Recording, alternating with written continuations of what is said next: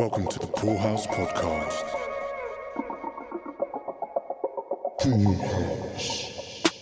Hello and welcome to the Pool House Podcast. How you doing? I am Jake, here with my co-host Andy. How you doing today, mate? Yes, very well, mate. Thank you. All good. How about yourself? I am good. I'm very happy because I've finished that song that I've been going on about and it's going to master tomorrow. Finally. Whoa, what a feeling. What a feeling. It is a great feeling. It's the feeling I chase. It's that closing of a door and then the excitement of opening another one and having weeks and weeks and weeks of pursuing to get to that feeling again. Well, I look forward to hearing it. Yeah, I'm very happy with it. Thanks for your help with it. That's okay. I think I've got it to where I finally wanted it to be, which is, a challenge, but yeah, very happy with it. We have a very interesting chat for you this week, which we did a couple of weeks ago. Looking forward to sharing this one. Yeah, no, I thought it was, it was really good the way Frank spoke and explained things. I mean, I felt there's a lot of things he said that I resonated with and a lot of things he said that I found quite inspiring at the same time because I could sort of, he said things that, like I say, that I sort of do as well. And he's sort of at a different stage, but it makes you feel like, oh, right, yeah, like maybe I am doing the right things, blah, blah, blah. So yeah, there's a lot in there that I think will bring a lot of value to a lot of people. So, I mean, how did you find it? Yeah, I loved it. I mean, it was a long one for sure, but there's so many good things in there. We went through a lot of different stuff. Like we go back quite a long way and it's always great when you've got people who are like-minded, but sort of on their own path. We do a lot of things similar, but also differently. And I'm hoping that this will actually encourage me and him to meet up and maybe see what happens. I don't know if you can hear my dog, but I can, yeah. She's just seeing a cat. I'm going to shut the door.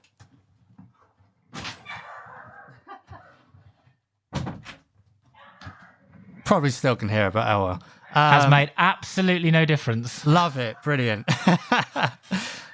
I mean, that cat is really antagonizing. She hates cats. Like, really hates cats. It's in her blood, man. You know I what know, mean? exactly. Right. Yeah, so it's a cheeky tactic with this podcast that hopefully I can utilize and, connect with people which just haven't really, for whatever reason, just haven't put ourselves in the situation to make music together. So, yeah, I think it will happen. Maybe this has just, helped speed that process up. What about yourself in terms of music? It's been a few weeks and I know it's been, life has been, let's say, it's been dominating. Yeah, so I've kind of had, a week away from doing bits and pieces. I think I'm just going to commit one of the songs to master. Maybe Friday as well. I mean, if that's the day we're doing it, let's do it Friday. It's the only way to just say to yourself, this is done. Otherwise, you can keep going forever. Yeah, no, quite right. And I've changed car as well. So like the reference listening in a car has changed to a different car. So that can be tricky. Kind of all over the shop with it, but I think it sounds good. I was going to send 3 at once, but I think I'm just going to send 1, get it done. And I also have another song coming out Friday called Scary Happy Things. So yeah, all go, even though, I've had a week of not doing a lot. I've come back and there's a lot to get on with. But that's the advantage of getting ahead of the game and getting those songs done and in the can. You shouldn't feel guilty when, you've got other things to focus on, which are which are more important. And that's what it gives you. So when those times come and life throws curveballs at you, you come back and you're like, oh, I've still got this going on. You should be able to just kick back into it after hopefully giving yourself some sort of inspiration to pull from in some sort of way. Yeah, I mean, I've got all sorts happening. I've got finished songs. I've got songs that are just started. I've got new records to listen to and try and nick little bits out of.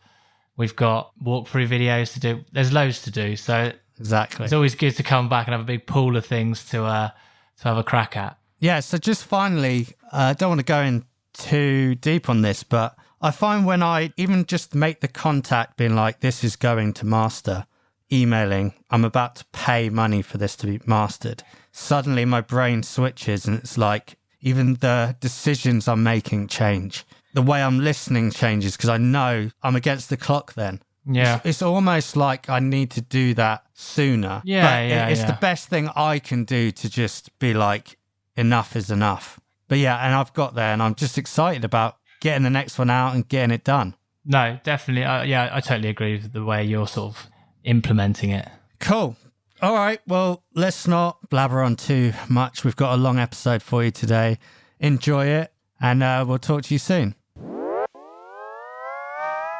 This week, we spoke to Frank Colucci. He is a producer, songwriter, drummer, and artist from London. He has worked with the likes of Seagirls, Eleni Drake, Dan Caplen, Rose Gray, and Tender, and he also used to play drums in the band Viva Brother. We go into depth about how he produces for artists and how his role can change depending on the dynamic. We also talk about burnout, how streaming has changed the way artists write. We learn how he uses modular synth, NFTs, and what inspired his artist project, Modern Life. Without further ado, let's get into it. Stay good. Hello, mate. Hello. Yo, can you hear me? Yes, we're Okay. good. Sweet, I think I've passed the technical test. Oh, look at the angle you've gone for. I love it. I can't put it here where it needs to be because the screen, otherwise it would be like way up high. Oh, So this I've got is to just beautiful. kind of tuck it off there, yeah. And plus it hides all the mess that's over here, so. Hey, Andy. Hello, mate. How are you? Yeah, I'm pretty good, mate. I'm pretty good. The 2022 is rolling. It's rolling through fast already. How's January for you? Was it a slow start or did you get, Yeah, I kind of like, I don't know, I didn't rush back into work, into doing sessions. I felt a bit burnt out, honestly, towards the end of last year. Just had been working on so much stuff and like constantly just having to output creativity. So over Christmas, I like didn't touch an instrument, barely even listened to any music for like 3 weeks. And it felt good, honestly, to just like put my mind into other things. Come back this year, I like was slightly later starting back. I had a lot of my friends that sort of do similar work were already back at sessions like first week of January, like getting that bread straight away. And I was just, I took an extra week or so before I even got back into it. And I'm glad because, yeah, even still, it took me some time to like get rolling again just because, I don't know, just you can't force it, man. And it's like when it doesn't come, it doesn't come. And you have to just sort of be kind to yourself, I guess, and say, well, this is what's happening now and we'll be back up and running soon. But this week's been really good and been having a lot of fun making music. So all good. Yeah, it's like, I did the mistake of, January, New Year, let's get back into it. And I think I was still a bit burnt out and I'm not very good at like being aware of when I'm burnt out.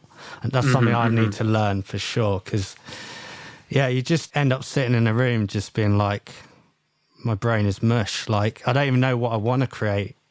It's just, It's interesting. Like, obviously, I do a lot of collaboration. Like, most of my work now is producing songwriting with other people. So it can be like a huge spark of inspiration when you get someone that's got something to write about, someone that's really inspired. But like, I was joking about this with my friend Fred today. Like, fingers crossed that someone who comes through to like record here or like I'm going to a session has been through like a breakup or something recently because people haven't been traveling, people haven't been like going to as many parties, people haven't been like having those meaningful social interactions as much as we're used to in the past. I think everyone's a bit searching for that inspiration, like they've kind of maybe lost that source of it. For me, massively, it's just life events is the source of my inspiration. But if there's less life events, then there's less inspiration. So I think everyone's feeling that.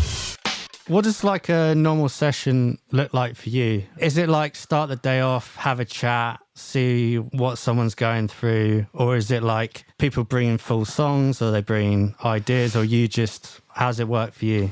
It's different every day. And it's like, I kind of had to learn to get used to that. I mean, it suits my creative process in a way because I don't really have a method. Like, even when I create for myself or if I have someone that I'm working with says, oh, I don't know, we could do whatever.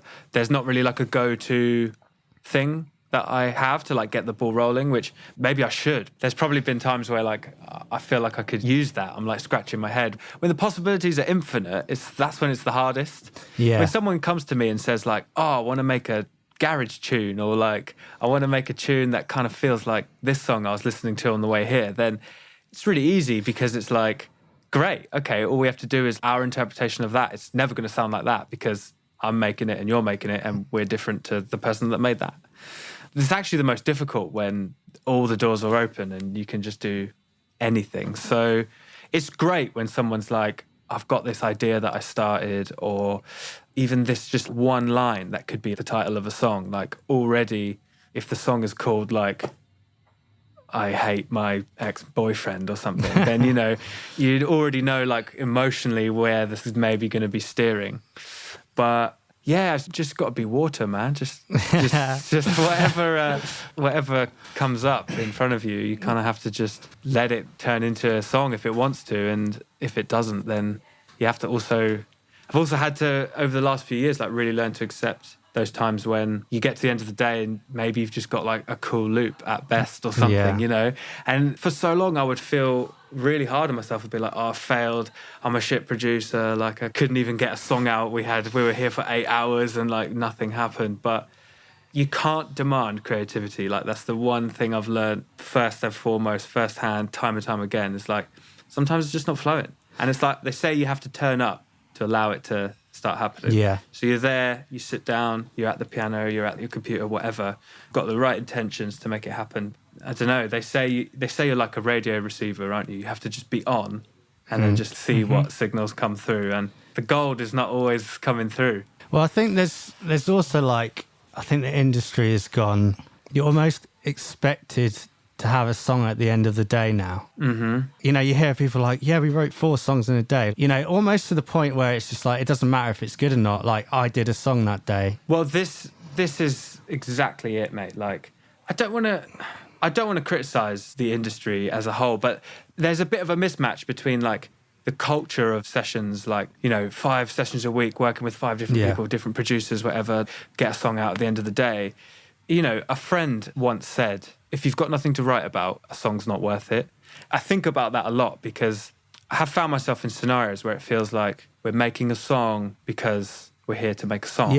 But there's no like real deep attachment, deep meaning to what we're creating. And I've seen it enough times to know that it's actually not worth doing it, because no music ever got released that someone didn't feel emotionally attached to. They were just like, oh, it's just a song that we made that day. That's never happened. All the good songs, doesn't matter if the mix is rubbish, if it's recorded badly, if there's something about that song that the artist or whoever was involved feels really attached to and feels like it's a true representation of their self-expression, then it's valuable. And that's what I'm interested in capturing and trying to create with other people. And when you start to sense that it's not becoming that, you have to just kind of like... What do you tend to do in those situations then, if you're in a session and you're just like, you can feel that energy? Do you just say, should we try something else? Or do you just have a chat? Like, what do you tend to do?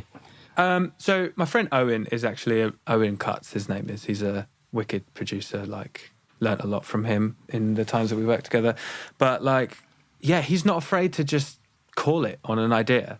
And, you know, there's plenty of polite ways that you can say it. Like, oh, you know, maybe like the juice has run out on this one a bit. Let's just park it for now. Maybe we try something else. Maybe we look at something else. So many little phrases. So many little phrases, you know. But they're all like safe words, you know, just to say, you know, like... I'm out. Yeah, just like, because...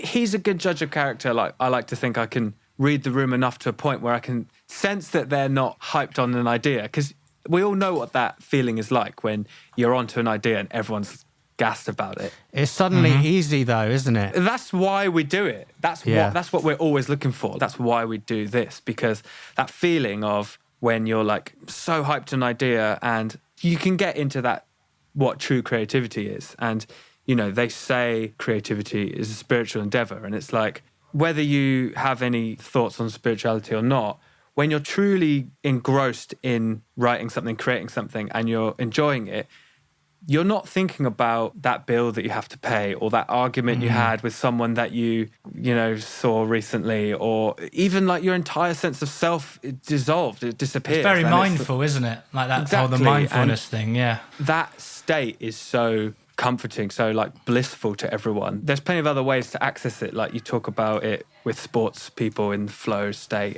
but it's just you are so engrossed on what is happening that you almost literally become what is happening. We have regular access to that all the time with creativity, and it's so good. I think that's why it's so frustrating when you're doing all the same things but you're not getting there.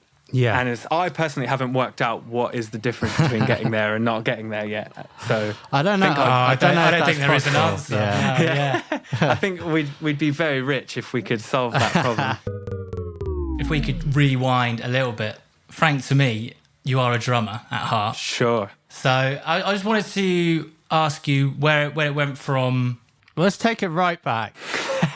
Go on then. How far back do we want to go? Well, I wasn't going to go that far. But I wasn't going to age us. Don't get. Do we want to go like Nag's Head, far back? Do we want to go that far back? I want to go before. Go on, Andy, get your question out. No, I was literally just going to say, at what point did it start transitioning for you? Like, was there a point where you sort of got a laptop, realised you liked producing, you could make all these sounds, and then from that point, when did it get to working with other people, making your own stuff? So what was that process like from maybe being in the band to sort of getting to sort of where you are now? Sure. I can answer that with a pretty clear moment, actually. So, Oh, cool. I've been musical since I was a kid. First, I learned the piano a bit, and then I picked up drums when I was like 11. And in my early teens, I can remember I had a old PC and I don't know even where I got it. I had a friend that was like a few years older than me. He was assistant at a recording studio and is into, he taught me a bit about basically multi-track recording. I had a cracked version of Cubase.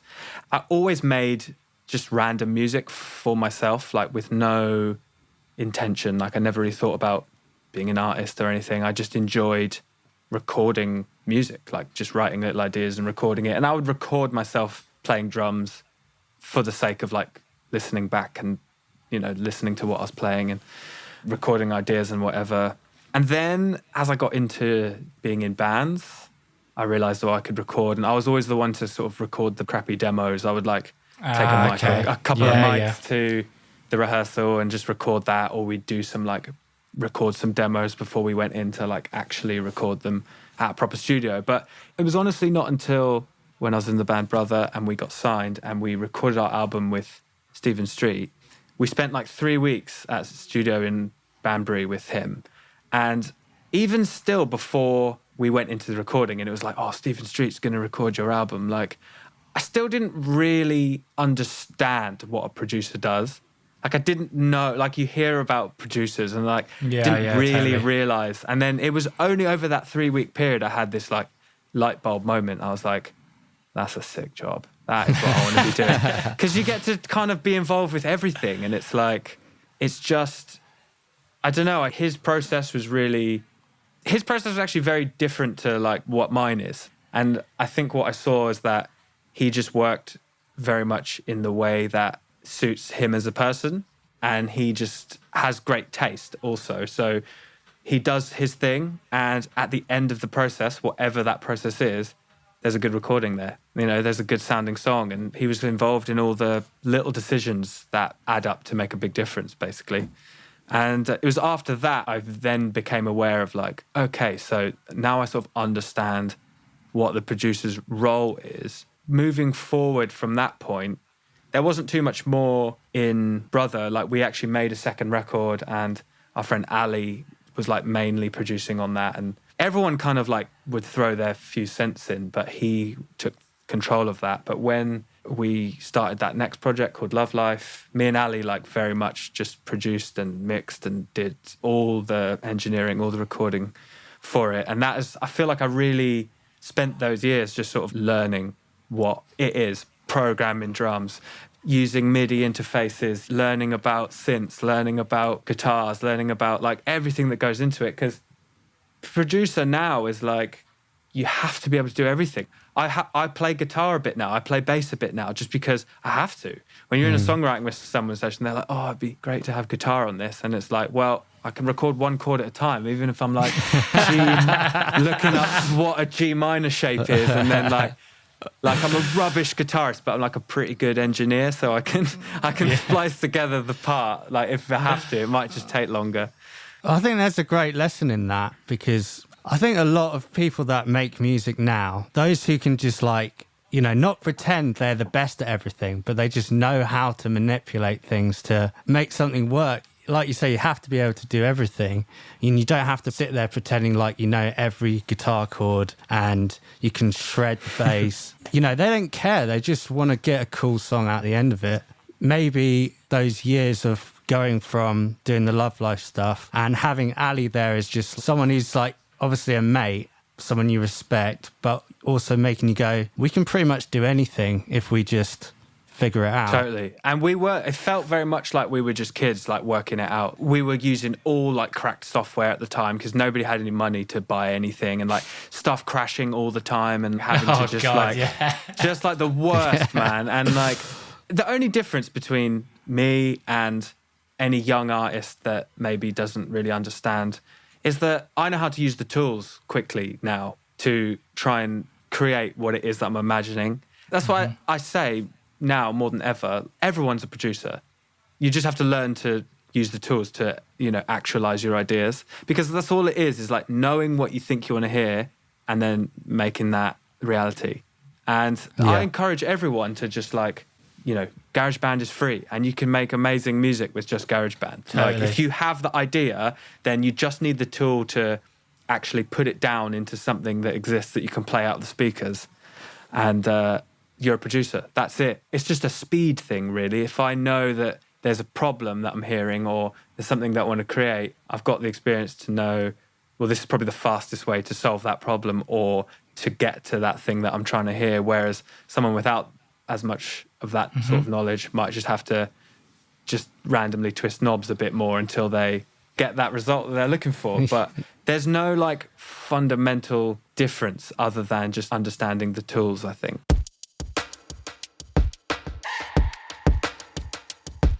Do you find that more artists now, is that just expected of people to be demoing and having a little bit of an understanding, or do you still work with people who just come in with lyrics? I hate my ex-boyfriend, and then you just, that's it. That's all you've got. Is everyone doing that now? Honestly, no. Like still no. And I try to, maybe just through my experience of like other friends and other producers, I've never sort of encountered or been part of the whole producers that are like won't share their secrets, or like, no, you can't. I don't want to give you my drum samples because you might make like a better song or something. You know, I've always been very much just about like sharing the knowledge and like sharing sounds and like no secrets, because I guess the gold is in what you do with it. It's not like having the sample. Well, yeah, everyone's got access to paint, but not everyone can paint a Picasso. There you go, so. Perfect.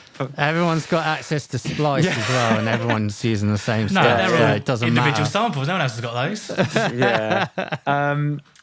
But no, like it varies massively. Like there's a bunch of people that I work with who are very proficient, if not more proficient than I am, you know, at using DAWs and sequencing and creating music. But maybe they're just looking for another brain to bounce ideas around off of. And it's in those scenarios where I don't have to be like the computer-facing guy, I actually love it, because it's just so fun to not have to like deal with all the technical stuff.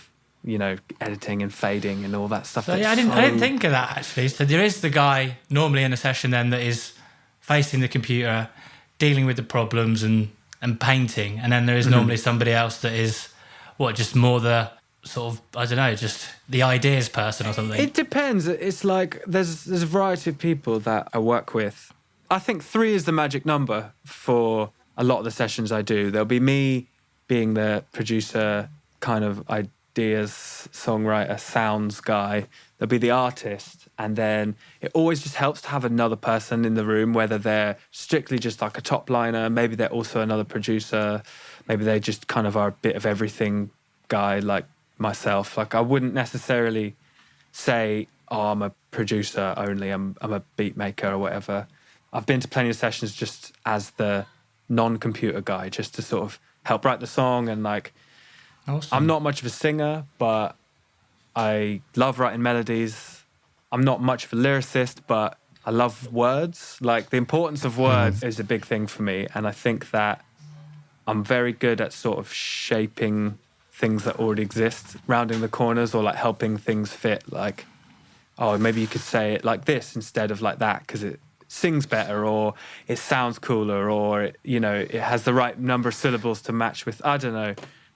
Well, that's the true meaning of producing, what you're doing there. So maybe actually like your strengths will lean that way going forward more. Like, not saying you can't do the technical stuff, but also if you enjoy, Yeah. you know, maybe you're the next Rick Rubin, man. It's, That's the name I was trying to think of. you heard it here first. Get in the studio now with this man. Keep growing that beard. Oh, you know. man. No, I'm not sure you'll go that grey though, to be honest. it's the most fun days is when you don't have to deal with the computer, because you're just dealing with ideas and not like crossfades and edits and, you know, stuff like that. I love the process of going from nothing to something. And I've said this so many times, I can't wait for the day. This is a bit of a scary thought for many other reasons, but when you can just link the computer to your brain and you just have to think what you want to happen on the screen, and it just happens like that, because I'm not the fastest at like chopping that bit and that needs to happen again and we need to fade the end of that and there's stuff. And it's like that kind of really frustrates me, that I have to do those things, because I don't want all these clicks and pops in my recording and stuff. And it's like, I'm pretty quick at that, Yeah. so maybe I should be doing that job for you. mate, well, I'd love for us to be able to work together on some I know, stuff. we've spoken about it a few times. We have to, but- mate. I loved listening to. I've listened to it a lot. The Boy Bleached, they are called now, because they were called Paperboy when I first heard it. They were. Yeah, and They were. I think there's some amazing pop music that you've done with Max there. I think it's really great stuff. Thank you very much. Yeah, they've been really fun. And those have been quite new dynamics for me, because sometimes in those sessions, I mean, I'm normally the computer guy, but I've had to learn to just take a different dynamic. And if there's not much needing for me to do, just be the overseeing guy. Yeah. Because those guys are quite hands-on with the way they write. But yeah, it's interesting. As we all are, you know, you get put in different scenarios and you just got to learn. A lot of that has been, you know, you get the fear, oh, I'm not given enough. I never want to be one of those people who just puts their 2 cents in, but you've got to be confident that the room respects you enough to sit there and just not do if you don't need to do. Yeah, totally. I do a lot of working with people for the first time, you know. I'm lucky to have management that kind of has their ear to the ground about like new artists that are just, you know, they're being managed by someone that they know who's a friend, or they've maybe just signed to like a label that they're close with, the A&Rs or whatever. So I get quite a lot of opportunities to work with new, you know, young artists. And there's definitely learning, you know, like a getting comfortable with. Sometimes I've experienced it, you know, you just meet someone and they're just totally open to just experiment and just have a good time making music. And we've made an amazing song on the first day. Sometimes it's really slow, and it's like the first day is more just getting to know each other. And because you can't make music if you don't feel comfortable. You can't be creative if you don't feel comfortable. And it's like, not everyone finds it that easy just to open up to someone they've just met for the first time. Like, I used to find it a lot more difficult. It's something I had to practice at. I like to think that I can be pretty open and try and just make a space where people can just feel relaxed and there's no judgment here. We're just here to experiment, just try out some songs. Like, I try and be the one to sort of intentionally say something a bit silly, just to sort of be the one who suggested the worst thing to make them maybe feel more comfortable if that's what it takes. But like, everyone is different, man. And it's like, it's really interesting to me seeing how different people are. Everyone's approach to music is so different. It's not always easy to read. Like, I've been in sessions where you know, we've maybe got an idea going and I'll maybe get lost just sort of making the track a little bit and kind of remember where I am and think, oh shit, okay, I've zoned out. I need to just check in. And I'll talk to whoever I'm with and maybe they'll just say like, oh yeah, I've got a little idea. Like, do you want to hear it? And I'm like, sure. Get them on the mic and it's like, whoa. You know, some people are just able to just create in their head and just know what they're trying to do. Some people are just like belting out melodies and lyrics like all over the whilst they're in the room, all over the place, which I also love because then it gives you an opportunity to say, oh, that was cool. Oh, I love that. Yeah, it's really great when you did that. Like that feels like a pre-chorus or whatever, and then this kind of conversation begins, and you start to sort of get a picture of maybe where their mind's at, where they're heading with song ideas. Because I never want to be the first person to say like, oh, why don't we write about this? Or why don't we sing this melody? Because it's not my song. I just want to help them make their song. So if they sort of start heading down a path, then it's easy for me to kind of help the train keep going in that direction rather than have to like decide where we're going in the first place. Is that a skill that came, because obviously you learn your craft technically or whatever, but the people reading and the reading of the room, it's quite a skill to have. I mean, are you still learning that? Did it come easy? Oh man, I'm definitely still learning it. Honestly, I would say that it's like 90% that and 10% pressing R at the right time. Like that. This sounds easy. I mean, can we all do this? that's like, and it's weird because such a small percentage of it do I actually feel like my head is at like making music. Okay, oh, now I'm actually at the piano, like, okay, shit, I need to make some chords. What key are we in? Like, okay, right, I'm doing music. But like the rest of the time, it's kind of maybe working out where they're at, like what we're writing about. Does this part have the right kind of meaning to you? Or are we just writing words in a row for the sake of having a song? That's interesting though. It is interesting.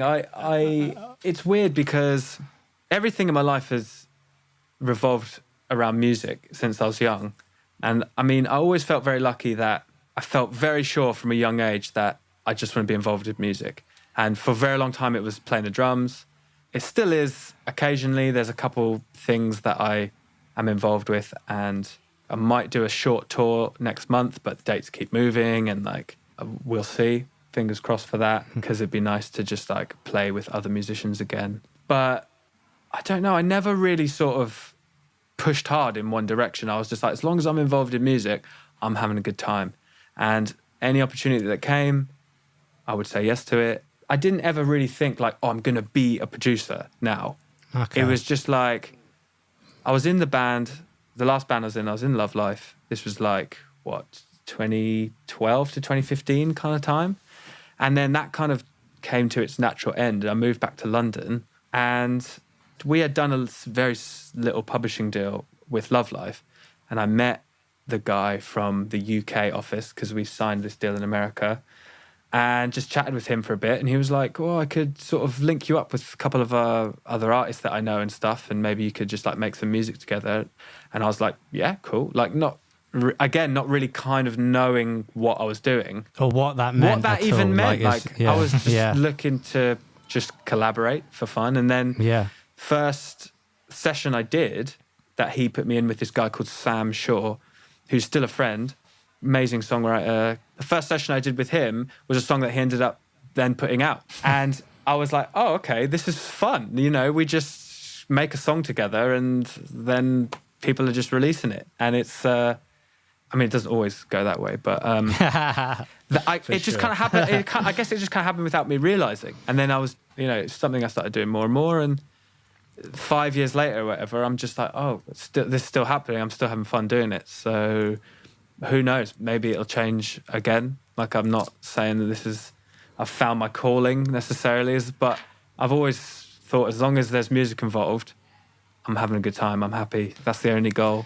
That's really cool. I mean, I could learn a bit more from that. It's just like, I think you're working on more of like just living and as in living the want of being around your passion rather than getting too fixated on, I see myself as this and I see myself as that, which defines you. You're just trying to enjoy it as much as you can with whatever you're doing. Maybe you'll start playing drums more and you'll do that for a year and you'll come back and maybe you'll do more, I don't know, modern life stuff at a different time, or maybe you do something else. Totally. I wouldn't even close the door and say it strictly has to be music. I don't know. I was always very lucky. I think, my parents always just said, if you enjoy what you're doing, then just keep doing that. They always allowed me to sort of follow what it was that I wanted to do, as long as it was a positive thing, I guess, But music has always just captured my attention and my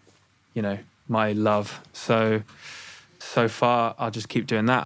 Just a quick break to let you know, If you're looking for some free stems, sample packs, production breakdowns, you can find some over at poolhouse.com. Now back to the episode. I was listening to your one of your other episodes, the one where you guys were talking about issues that we've all encountered with like feeling a bit unproductive or feeling a bit sort of like coming up against that wall, that creative wall that everybody hits from time to time. Just shortly before I listened to that, I was listening to another podcast. I can't remember the name of the person that was speaking now, but there's an amazing quote in relation to like this exact issue, this kind of creative wall that you hit. And he said, when you come up against that, it's just time to work differently. You have to work differently now. And that might mean not being in front of the computer. That might mean going out with your mates. That might mean going for a walk. That might mean going for a swim. It might mean any other thing, because just because you're not there doing your music, it doesn't mean that what you're doing can't still contribute to it, because you need to go away and you need to have these experiences that then you can then refocus back into that thing. So it shouldn't feel like a failure to have to say, okay, I'm going to walk away from this for the rest of the day or the rest of the month or even the rest of the year. I don't know if you want to look at it as a long-term thing, but it can still serve what it is that is the ultimate thing that you're trying to do if you can give yourself that like zoomed out perspective. we call it the musical guilt, where you feel like you like. I don't know what it is. It's like you're in a relationship with. Well, you are in a relationship with music, I suppose. But you feel like, oh, if I'm not doing music, why? But I should be doing it. And like what you've just said is so valuable that it really hit me that it's time to work differently now. So it's not. You don't have to. You don't have to sit there and slog it out. You can go and do something else that will then help you maybe get past the thing you were trying to slog past, which is. Because I don't know if you've ever experienced it, but like the best ideas come when you're not thinking about it. You'll twist the screw all day trying to think of a lyric or something, and then it'll just come to you when you're in the shower and you're not thinking about it, you know? Always in the shower, yeah. Oh, mate. The shower. Start taking more showers. There's scientific evidence about, I can't remember what they call it, but it's like all the things so showering's like you're doing something, so it allows the brain to like drop its front barrier and actually get into his subconscious, whether it's swimming, walking, like exercise is normally a good one. I did not expect you to come out with that scientific fact. But no, I heard it on another podcast as well. No, we'll have it on ours. Or it's like washing up or anything like that where you're doing like a motion. It drops like this barrier, and you just I notice it all the time. Like if I'm doing like the washing up, my brain just goes elsewhere because it's like second nature just to wash dishes. Is kind of therapeutic. Yeah. But we're not able to like sit down in front of a computer and just tap into that for some reason. Take your computer to the kitchen. Maybe that's the answer. I do a lot of voice noting things, like when I'm not at the computer, and like something will come to me, whether it's just like a word or a melody, or even rhythms often happen. I'm like, oh, that's a cool rhythm. I want to start a song based on that, and I'll just sort of tap it into my voice notes, or like even just sort of beatbox it, for lack of a better word. Like What's your like recall like when you hear them back? Do they translate? Because I struggle with hearing them back and being like, that's definitely not what was in my head. Definitely, there's some misses for sure. But I feel like if it's good enough to make me want to like pull my phone out and then try and voice note it walking down the street or something, I'm probably still thinking about it by the time I've gotten back to my computer or whatever, and the voice note's just there to like reference, but it's kind of maybe already still floating around in the dome. Valid. But I mean, you got to hold on to those things when they come, because I've missed enough of them and then regretted not recording it, because you're like, oh, I swear I was singing a great melody earlier, and then it just doesn't exist anymore. Let's move on to, I want to talk about Modern Life quickly. Oh yeah, if that's cool. Sure. Firstly, I love it, mate. Thank you. And I just love how. I mean, I want to ask, like, how did you land on deciding you wanted to create that kind of music? I mean, you use a lot of modular synth, right? Fair. Is that correct? Yeah, I would say like it's more so in the music that I've been making for what will be a future release, like my next release. Okay. The first, the modular stuff, which you can sort of see some of it here. It's kind of a hobby that came over lockdown, over 2020. Like I had a couple little bits, and then just it's a very deep hole, because it's a very easy way to buy gear, because it's not like you have to shell out $2,000 on a synth all at once, It's like £100 here, and then you get a next little bit, and it like slowly builds up over time. I guess kind of like guitar pedals or something. Yeah. So could you briefly just explain what it is? So, yeah, I guess it's kind of whatever you want it to be, in the sense that if you think about all the elements in a synthesizer, you've got an oscillator, you've got a filter to, shape the sound, you've got an envelope that controls the sort of shape of the sound. But modular, I guess, is each of these elements you can buy a variety of different kinds individually. So you can buy just an oscillator, you can buy just a filter, you can buy just an envelope. Plus, there's so many companies making like all sorts of way more advanced and modern and technical things, like things for recording and pitching and chopping up audio, and things for creating like glitches in audio and like quality degradation, just basically like anything you can imagine. And then you get them all to talk to each other by sending voltage basically from one source to another with all the cables, all the spaghetti. And it's just a very fun way to make music without having to look at a computer, have a computer involved, because, you have an element that's a sequencer, then you have an element that is an oscillator, and an element that's an envelope. So you're making an arpeggio that's being sequenced, that's playing that oscillator, and it's all just happening. So it's quite hands-on, really. It's very hands-on, and it's like every time you kind of approach it and you sort of build up a new patch from scratch, you're essentially designing the instrument that you want to use. Like, I've got kind of a variety of things. So when I go to it, do I want to make some drums? Do I want to make like a little glitchy electric drum beat? Do I want to make a bass line? Do I want to make a lead line? I have, with what is a fairly small kind of amount of things, you can do more with that than any other like singular instrument, I think. And I've just found it a really kind of inspiring and interesting way to make sounds. And I imagine it as being quite childlike. They're like all coloured cables. It's kind of like playing with Lego. Plug You're it just in. like building something. It is, and it's like, it's very surreal also, because there's a lot of just like generative element to it, where it's just like the machine is just doing its thing. Like there's a lot of randomness involved that I think it suits the producer's mind, because it's very much just about identifying what sounds good and keeping that. Because there's a lot of stuff that does not sound good. Are you recording it all out into like your DAW, and then you sort of pick out bits and pieces from there? So sometimes, yes. I mean, sometimes I've got lost for an hour just like making a sound, and then realised, I should have been recording all of that, because there's definitely some good stuff. I've just got nothing. But it's also not time wasted, because then I've just disappeared for an hour, just like lost in kind of making some sounds. Yeah. So I feel like that's still time well spent.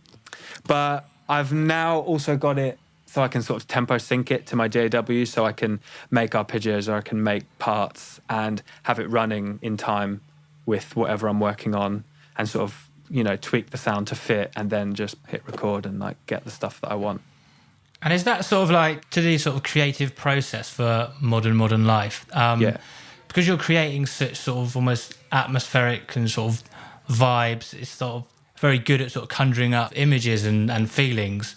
Where do you start with that? Like, are you creating that vibe and that feeling for yourself in the room, and then you sort of translate it into or collate it into a track? Or where does it come from? Where does it start? Because you're making something that is so, well, it's not, I guess, not as obvious as I Hate My Ex-Boyfriend song. You know what I mean? There's a soundscape that you're creating there. And I'm just interested to know where and how does it start? It's a tricky one. A lot of the songs on that first release were like, it was kind of born out of lockdown of 2020. You know, everyone's on their own, no one's doing sessions, nothing's going on. And I've just had all this time to kind of like go through all old songs I'd done with people, old like half-cooked ideas of mine. And just digging through, I'd found so much good stuff, even if it was just like a line or something from a song that I was like, oh, that song was not great, but that one line was like a really great hook or whatever. And most of those songs are like recycled old ideas that I thought, it's such a shame that we put all this effort into making this and it's kind of like didn't quite hit the mark maybe in the way that we wanted, but I was like convinced that there's still some life or like something good to be had. So I started just taking little single lines, just a hook, just a chorus, whatever, and then finding a way to kind of, you know, pitch a vocal down. It immediately sounds like 20% cooler. It just has a vibe to it. And it's like, I feel like a lot of the modern life stuff is just kind of inspired by, it's very inspired by being in London at night, which is kind of like when I Totally get that. Totally what I get when I listen to it. And like that's my most creative time. I think like 8 p.m. to like 2 a.m. You know, all your stuff for the day is done, and like friends and family are going to sleep, and there's kind of like no one else to talk to, and it's like that's when like the real like deep creative stuff happens for me. Especially during that period that all this stuff was made, like I would go out for walks at night, like just after the sun went down, get that vibe of just like being around here in East. And I don't know, just take that feeling and sort of try and create that mood sonically. Then I would always sort of listen to the demos whilst I went walking as well. And just like, does this feel right? Does this soundtrack like what I'm trying to get? If I go on like a night out or something, night out, you know, not that like I'm going to. But it's funny because I don't really go to clubs necessarily. So it's like, I didn't want to make dance music for the club. It's kind of like dance music for those moody nights. Walking around, I guess, like moody kind of nighttime music to sort of like vibe out to by yourself. Because like that's how it was made. It was just me being moody at night, vibing out by myself. Well, in regards to that, when you're making this stuff, I mean, I'd imagine, I don't have a modular synth, but I can imagine it's a form of meditation, essentially. Like you just get lost. Is it something which you find when you're playing around with those kind of moods and tones, like helps your mental health, just helps you disappear? You've mentioned it a few times. Definitely. Are you actually aware of that's why you do it, or is it just a sort of... I feel like more than anything, I think I'm just inspired by sounds. You know, if it's not on the modular, if I get a new soft synth or a new, like, I don't know, my friend Joe got me really into Reactor recently, Native Instruments Reactor, and it's like there's so much you can do with it. There's so much stuff, and I've spent hours just like scrolling through, trying out different instruments within that and sort of saving the sounds that I like the best, that I think, I could definitely come back and use that later. I feel all it takes is one cool sound to like inspire a whole mood and then inspire a whole song. So I'm very kind of concerned with finding the right sort of timbre, the right sort of sound that fits the mood of what is trying to be achieved. And I feel like with the modular, it just offers you, like, not to like hate on the piano, because I think the piano is the best instrument of all. Like a well-played solo piano is probably the greatest thing you can listen to. But a piano will always sound like a piano for you know, pretty much. But I could make that sound like a piano, or I could make like a dirty bass line or some like hard techno drums, or like a beautiful ambient soundscape. So it's like kind of a one-stop shop for any sort of texture or atmosphere that you could ever want in a recording. And it's not necessarily a tool to write a song with, but when it comes to that element of adding that atmosphere and those textures and those like interesting sounds and Easter eggs to a production, it's been really, really valuable to me. I've really enjoyed exploring those things because it's something I always would look to do. You know, I'm always, maybe it was like I'd find some weird audio or like loads of plugins, delay and reverb and stuff. But it's just a nice way to be able to experiment with all that and not have to be facing the computer screen because we all spend way too much time doing that. Just out of interest, which DAW do you use? Most of the time I work in Logic. Nice. Welcome aboard. Yeah, it's my it's the one I've been familiar with for the longest, and just so I'm the fastest at using it. When I'm working with other people, I feel like I'm already not the fastest engineer. So whatever I can be quick with, and like I've got my templates and my pre-saved channel strips and stuff, I'm good to go. Especially when it comes to like recording audio. I do use Ableton as well. Some of the modern modernized stuff was made in Ableton, but even with the update with 11, like I still don't want to record, like do a session and record loads of vocals in Ableton because comping is just not what it is in Logic. It's just so quick and easy, and I'm just so much more familiar with it. And I can't comp in Logic. Like it's just drag. I know, but it's just like, because I'm so quick on Pro Tools with comping. Yeah. Basically, I create in Logic and I record in Pro Tools. Yeah. Because it's actually like the detail. With Logic, you're just always going to get like the odd artifact, which you can't like see. And that's what I find. But yeah, like I want to dip into Ableton. It's a mega powerful tool. Like it's really fun. Like the one thing when I got it, again, it was something I decided to do over lockdown. I got a lot of friends that work in Ableton. I was just like, I'm just going to do it. I'm going to buy it and I'm going to use only Ableton for the next 2 weeks and like learn how I don't care how hard it is, how frustrating it is. I'm going to learn to do it. Within 2 days, I was like pretty quick using it. They all do the same thing. It's just maybe that button's in a different place or there's a slightly different way of doing this. But it just comes down to what you're fastest with. Because when you're trying to get that idea out, you want it to just be out as quick as possible. You don't want to get hung up looking how do I unmute? Where's that button? Yeah. Yeah, I do for think it sure. looks the best, Ableton, though. The whole like. I agree, Yeah. 100%. Do you ever find that this might be a bit? I don't know. Do you think that you can hear a difference in the like summing in the like audio engine of the? Yeah, you can. I think you can. I think Logic definitely sounds like Logic, and I do. And I've heard from other friends people say that Ableton's like the most modern sounding. I haven't experienced That's it. so interesting. I find all the tracks I make in Ableton are just come out significantly brighter than the tracks that I make in Logic. Okay. Like more high end, less low end. I don't know why. It's like it's my same ears, same setup, same speakers, everything. That's interesting. It's hard to say because it's like I didn't make that song in Logic, so I can't really compare. But it just seems to be a running trend. The songs that I've had mastered for the EP versus the ones that I made in Logic, there's always having to bring the brightness down on the ones that. So I don't know what it is. Something about the way it kind of processes high end versus low end. I don't know. We're getting into the technical nitty gritty. Got any scientific facts, Jake? That you wanna... What kind of podcast is this? Are we going down the gear route now? Yeah. I do know that Pro Tools is apparently the truest, but that doesn't mean it's the most exciting. That sounds like it was written by a Pro Tools user. Yeah, but it's the oldest, right? So it's not very like.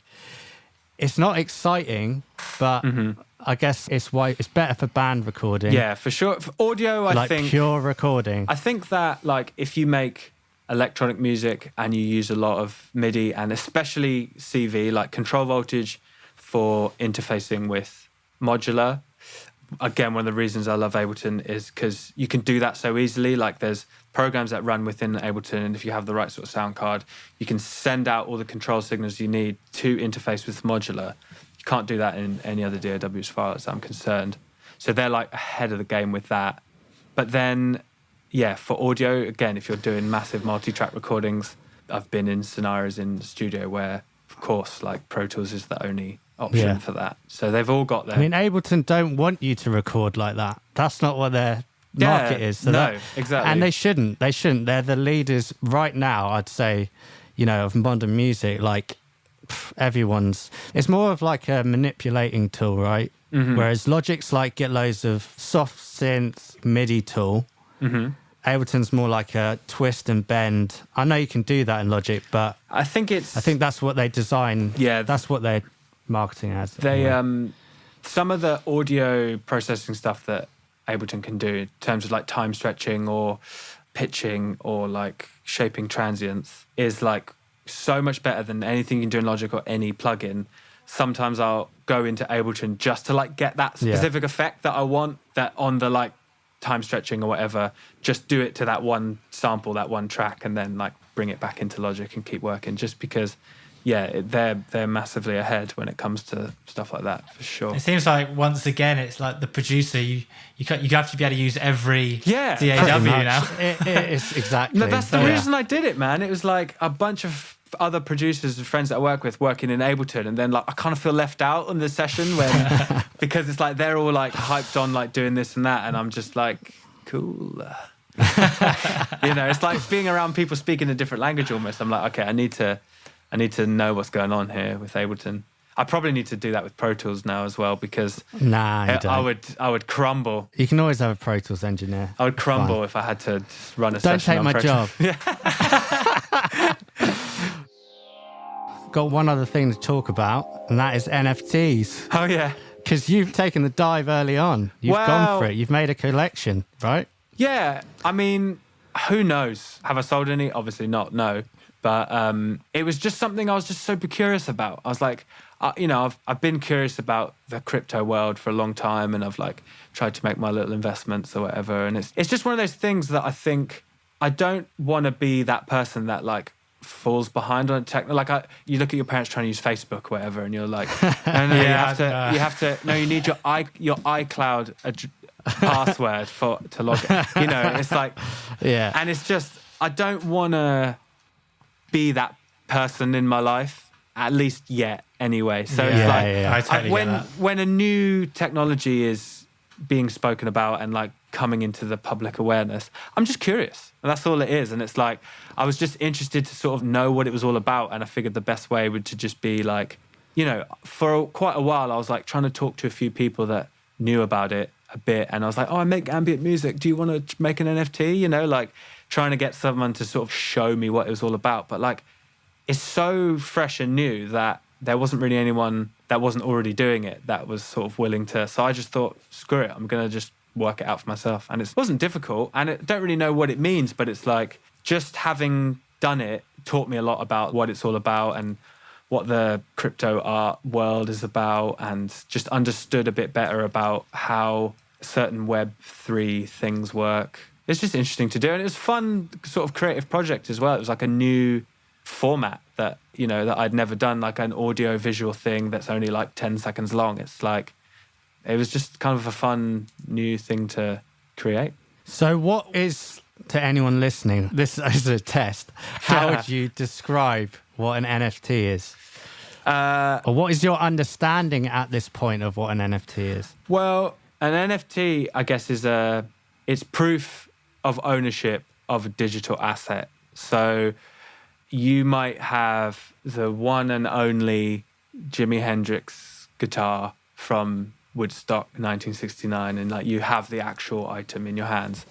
But I guess with NFTs, it's about ownership of digital property. So this exists as a one and only entity on the blockchain, and its uniqueness is coded within it, so it can be verified and it can be proven. But the NFT is proof that you own that digital asset. So that might be a piece of art, it might be a piece of music. I know that there's companies that are getting involved with that, like creating NFTs for individual piece of music. That may be like, imagine if you were a Coldplay fan and you could have the one and only sole ownership of a special release from Coldplay, like the kind of hype that could create, in the world. And like other people, this is the thing, like other people might be able to listen to it as well. But like people love that collector's itemness of things. Yeah. You know, like, oh yeah, I've got a copy of Dark Side of the Moon. Someone's like, yeah, but I've got the original test pressing copy. Yeah. It's like another. It's just to assign value to an asset like anything, but it exists only in the digital domain, and maybe it's a one of a kind thing. Maybe it's limited to only 10. Like I just randomly did a collection of. There's only 11 of each one. So like one day, you know, if Modern Life pops off and it becomes like a real hyped thing to own a collector's item, I just thought it'd be cool that there's only 11 of them that exist out there in the cyber space. I think it's really interesting with games. They're using them a lot with like online games. You know, everyone wants to be that person that owns that like one amazing item in the game or something.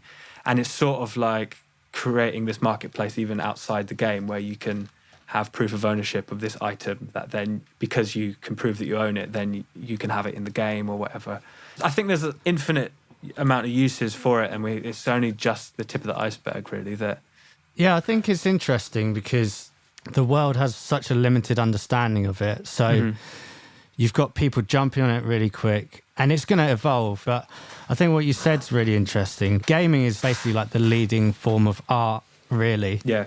So maybe it's a way of, for musicians or artists, bridging the gap and entering a world where they can sort of have their own game world in which they trade off like their own little assets which they've made. Yeah, the possibilities are infinite, but it's getting your head around it is challenging at this point. For sure. I think the one thing that I think is really appealing, especially in the music industry, is that it allows the interface directly between fan and creator, or like buyer and creator. There's no third party that has to exist in order to like facilitate things like, you know, at least in the crypto world, like I can pay you directly for something, and there's no bank that has to like take their fees, or it has to go through them, or it has to hold them, but it can still be done in a completely secure way because the network itself is what verifies the transaction and makes sure that it's legit and there's proof of it and everything. So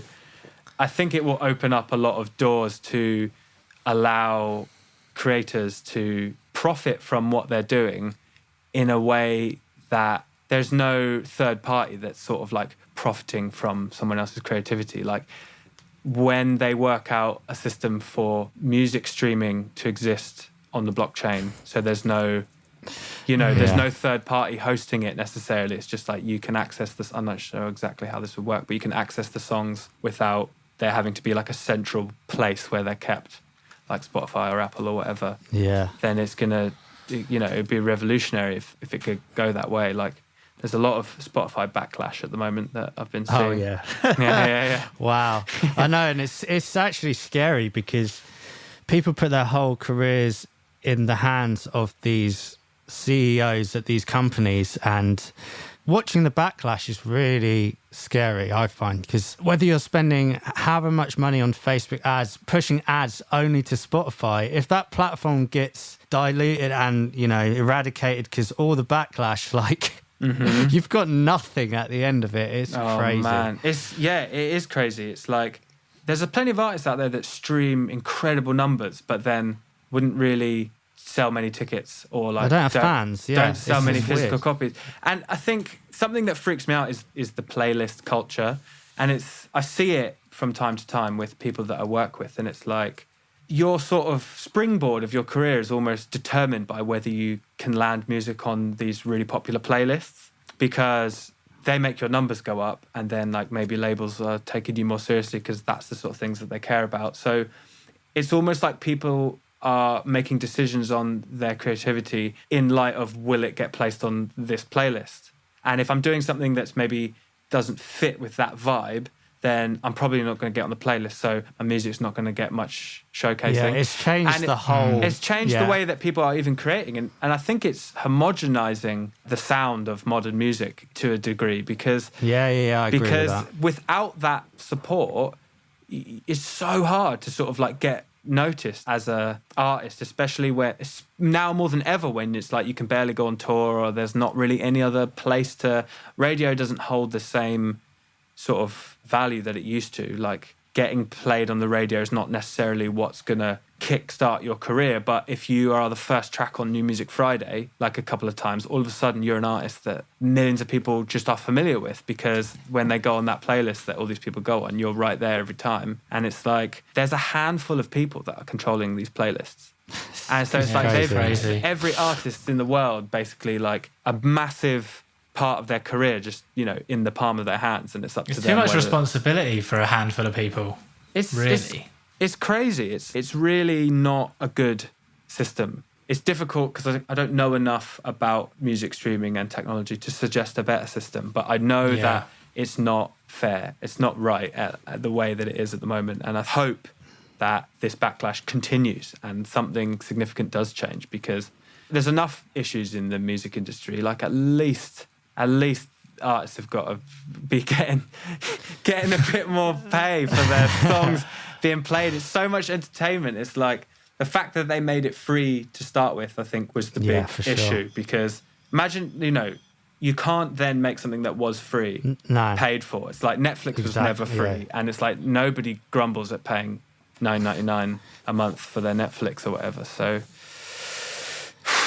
that's it. Yeah, I think it's all comes back to the strongest thing you can do is make human connection. That's why touring is still so valuable, because when all these things go, if you have human connection where you've actually experienced something with someone, they might move with the change in platform. But if you're only just following a playlist, you probably can't even remember the name of the artist. You go, I just like that song, because there's no tangible connection to the person.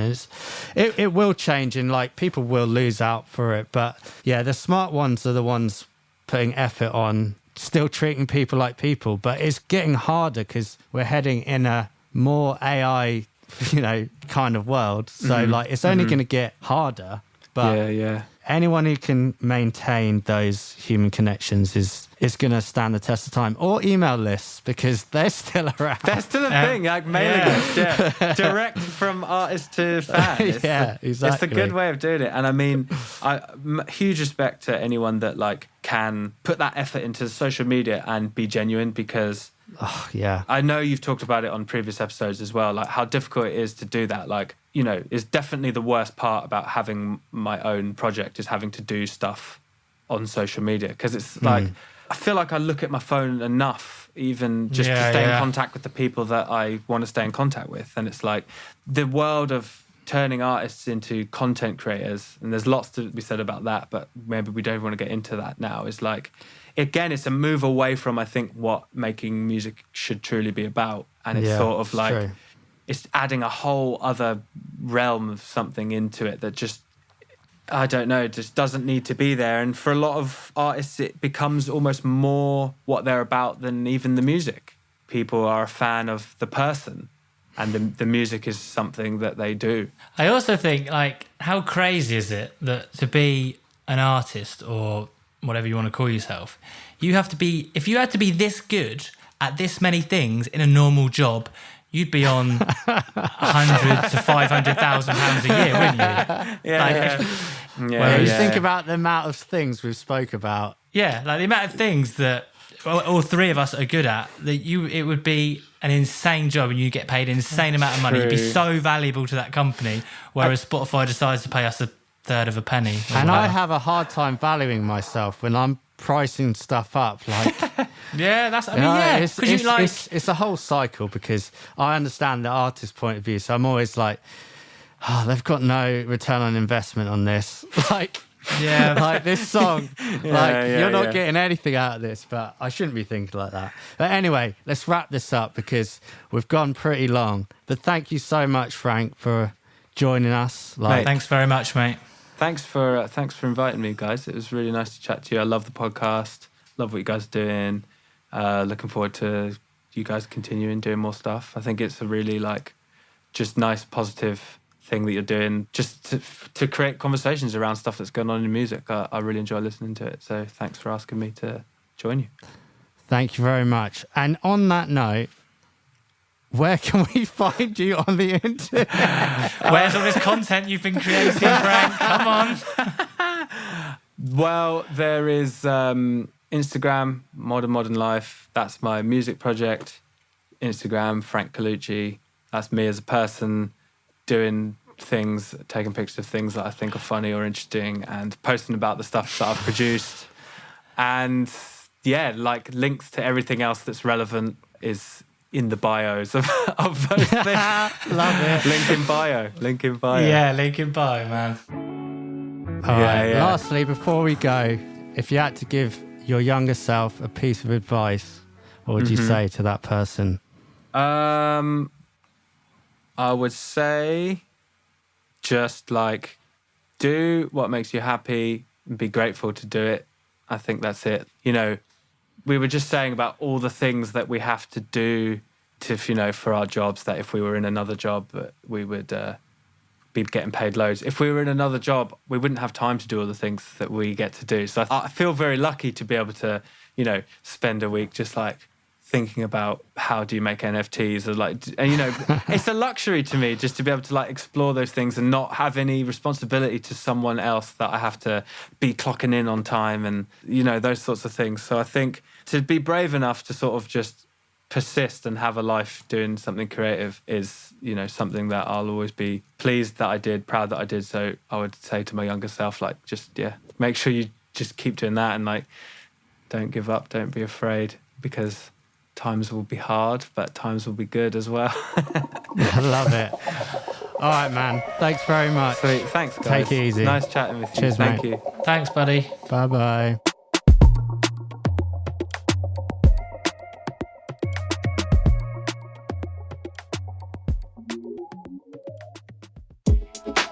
If you like what you've heard today, Please hit the follow or subscribe button to be notified about future episodes.